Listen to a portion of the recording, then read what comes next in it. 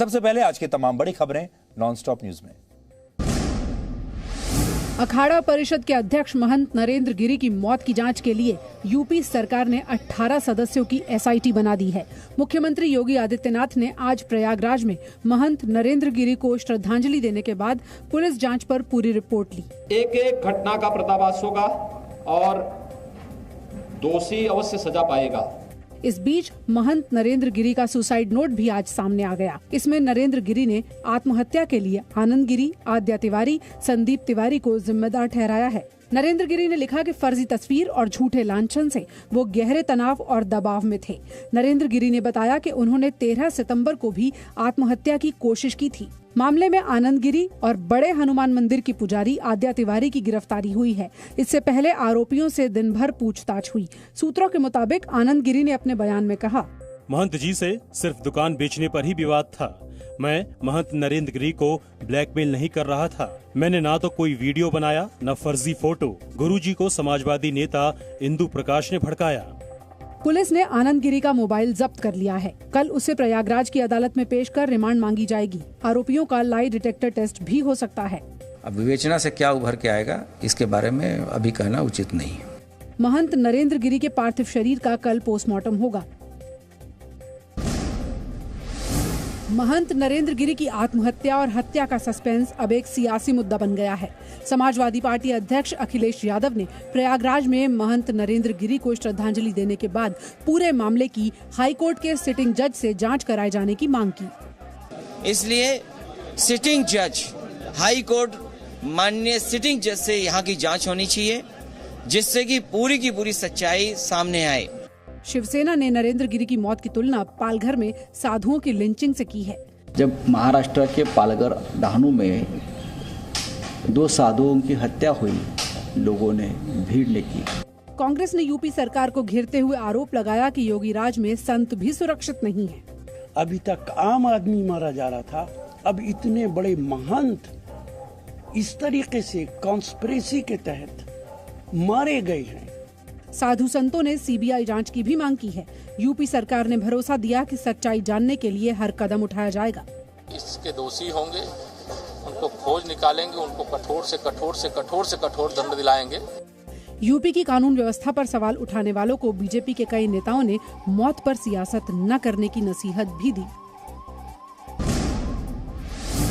प्रधानमंत्री नरेंद्र मोदी अमेरिका के 4 दिन के दौरे पर बुधवार सुबह रवाना हो जाएंगे।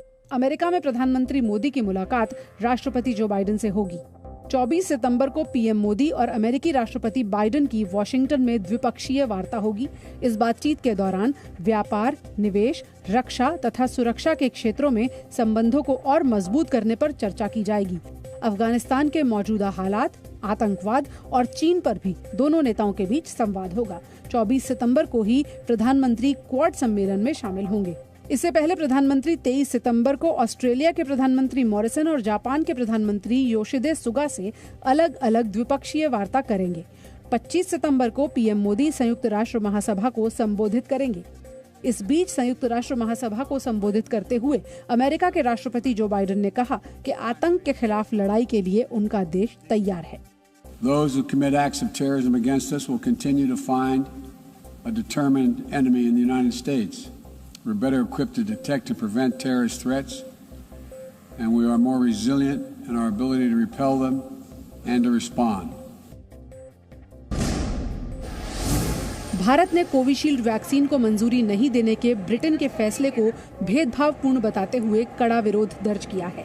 भारत के विदेश मंत्री एस जयशंकर ने ब्रिटेन के विदेश मंत्री के साथ इस मुद्दे को उठाते हुए जवाबी कार्रवाई की चेतावनी दी है। भारत ने साफ किया कि एस्ट्राजेनेका की वैक्सीन को मंजूरी और कोविशील्ड को मान्यता न देने का ब्रिटेन का फैसला भेदभावपूर्ण है। I am told that certain assurances have been given. That this issue would be resolved, and as you saw, the minister has said that these issues should be resolved at the earliest possible to mutual satisfaction. दरअसल Britain के नए नियमों में कहा गया है कि Britain आने वाले भारतीयों को बिना वैक्सीन लगवाए लोगों की तरह अनिवार्य प्रतिबंधों से गुजरना होगा। उन्हें 10 दिनों तक आइसोलेशन में रहना होगा। इस बीच सीरम इंस्टीट्यूट ऑफ इंडिया ने कहा है कि वो अक्टूबर में केंद्र सरकार को करीब 22 करोड़ कोविशील्ड वैक्सीन डोज उपलब्ध करवाएगा। यूपी के संभल में विकास परियोजनाओं की आधारशिला रखते हुए सीएम योगी ने समाजवादी पार्टी को घेरा। उन्होंने कहा कि तालिबान का समर्थन करने वाले पैदा हो गए हैं, यही समाजवादी पार्टी का चेहरा है। यहाँ पर कुछ तालिबान को समर्थन करने वाले लोग भी पैदा हो गए हैं। योगी आदित्यनाथ ने सवाल किया कि अगर यूपी में कांग्रेस या समाजवादी पार्टी की सरकार होती तो क्या राम मंदिर बन पाता।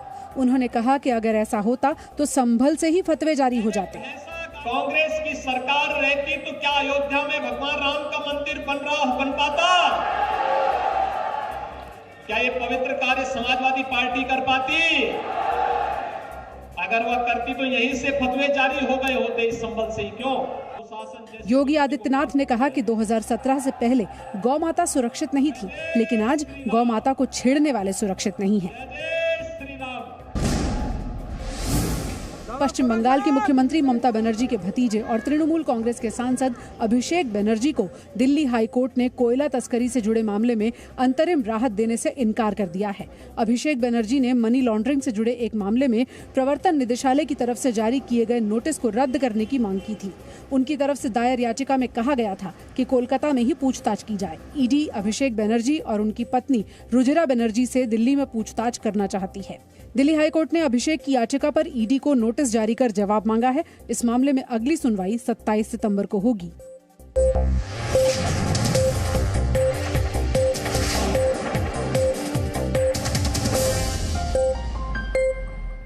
Presenting B News app, available on Google Play and App Store. Download it now.